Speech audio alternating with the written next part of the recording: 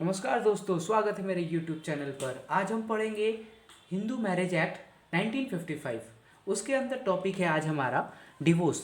Divorce Hindu marriage act में एक ऐसा टॉपिक है जो कि होना नहीं चाहिए, लेकिन फिर भी है तो हमें पढ़ना भी पड़ेगा। और डिवोर्स क्यों नहीं होना चाहिए मैं इसलिए कहता हूँ क्योंकि हमारा जो रिश्ता है एक हस्बैंड के वाइफ के साथ, एक वाइफ का हस्बैंड के साथ और उसके फैमिली के साथ 7 जन्मों का रिश्ता बोला जाता है हिंदू मैरिज एक्ट में। हिंदू मैरिज में, सॉरी, एक्ट में नहीं, मैरिज में। तो मुझे लगता है कि ये टॉपिक नहीं होना चाहिए, लेकिन हमारा देश, हमारा मुल्क जिससे ठीक से चले, लेकिन और बहुत शादियाँ होती हैं जिनको हम आगे देखेंगे कि क्यों डिवोर्स हो जाता है। तो इस पर्पस से हमारे कॉन्स्टिट्यूशन में डिवोर्स टॉपिक को ऐड किया गया है और ये विश्वास करिए बहुत ही इंपॉर्टेंट टॉपिक है। तो चलिए शुरू करते हैं आज का वीडियो। डिवोर्स डिवोर्स ये कहता है कि टू सेपरेट, माने किसी को किसी से अलग करना। मेनली डिवोर्स का मतलब हम लोग समझते हैं हस्बैंड को वाइफ से, वाइफ को हस्बैंड से अलग करना। ये दो तरीके से हो सकता है, या तो वो खुद से अलग हो या किसी परिस्थिति में आकर दोनों अलग हो जाए।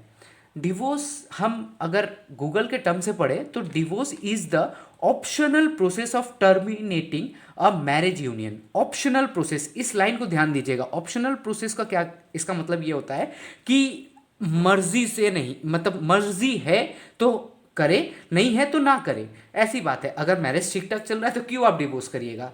अब डिवोर्स लेने के कुछ रूल्स है। शादी के मिनिमम 1 साल होना चाहिए, तभी आप डिवोर्स पिटीशन फाइल कर सकते हैं अपने हस्बैंड या वाइफ के अगेंस्ट में। और कुछ तो एक्सेप्शनल केस हैं, जैसे अगर पति या पत्नी बहुत ज़्यादा पीटता है या बहुत ज़्यादा लड़ाई होती है, तब तो वो मैरिज नहीं चलाया जा सकता।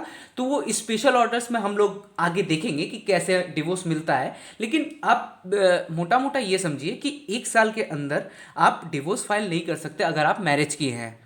तो यहाँ से हम लोग समझते हैं कि डिवोर्स में हिंदू मैरिज एक्ट 1955 में हमारे कुछ सेक्शंस दिए हुए हैं जिसके द्वारा हम पढ़ेंगे। जैसे सेक्शन है 13, very important section 13B, 14 and 15। ये 4 सेक्शन है। 15 को हम पकड़ नहीं सकते हिंदू मैरिज एक्ट डिवोर्स के सेक्शन में, लेकिन फिर भी मैं इसको समझाऊंगा क्योंकि इसका कुछ और इंफॉर्मेशन देना इस डिवोर्स के चलते ज़रूरी है। चलिए शुरू करते हैं 13(1) एंड 13(1)A के थ्रू। 13(1) और 1A हमें ये कहता है कि ground available to husband and wife, that means माने दोनों को दिया गया है ग्राउंड।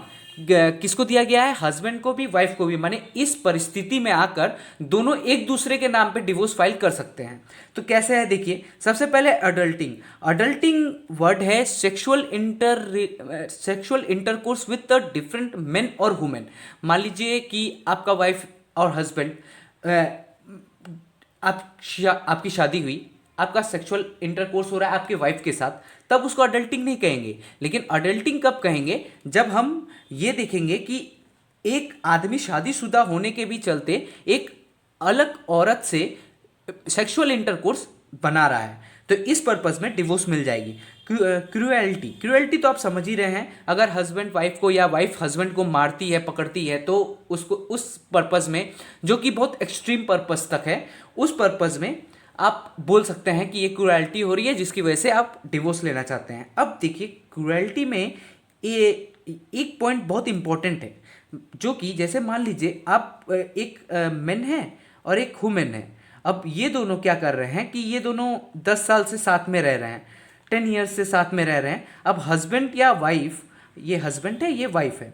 अब हस्बैंड वाइफ को मारता है, पीटता है, कुछ भी करता है, लेकिन 10 साल 12 साल, मतलब एक लंबा टाइम पीरियड हो चुका है कि ये वाइफ हमेशा उनको झेलती है। लेकिन अचानक उनको याद आता है कि नहीं, मेरे अंदर पावर है और मैं कोर्ट को बताना चाहती हूँ और मुझे डिवोर्स चाहिए। तो इस पर्पस में डिवोर्स नहीं मिलेगा।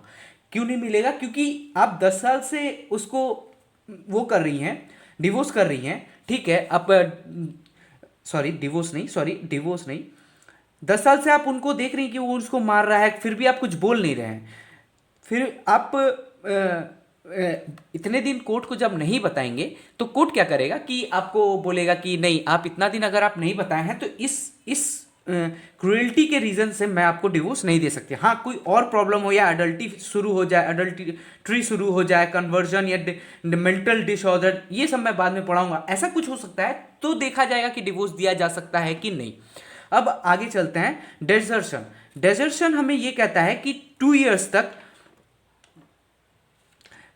तक हस्बैंड वाइफ से नहीं मिला है या वाइफ हस्बैंड से नहीं मिला है, दोनों एक दूसरे के साथ नहीं रहते हैं 2 साल तक।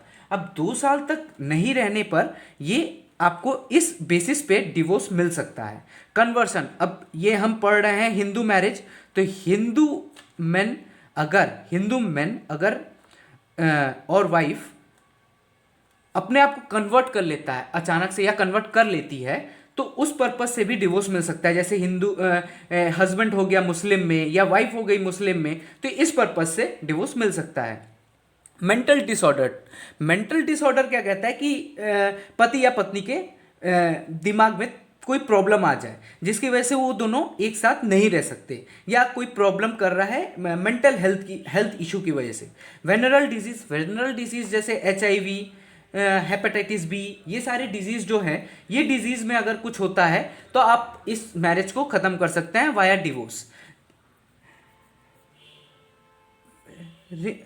रेनुनेशन का मतलब होता है साधु संत बन जाना। साधु बन गया है हस्बैंड या वाइफ, अब सब कुछ छोड़ दिया है, मोह माया नहीं है, तो उस पर्पस में भी डिवोर्स मिल सकता है आपको।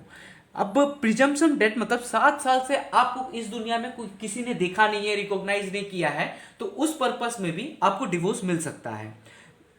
मैंने हस्बैंड मर गया हो या वाइफ मर गया हो लेकिन पता नहीं है, डेथ सर्टिफिकेट नहीं है, लेकिन 7 साल से किसी को उसके बारे में कोई खोज नहीं है, तो उस पर्पस में भी आप डिवोर्स ले सकते हैं। अब 13(1) हम पढ़ लिए।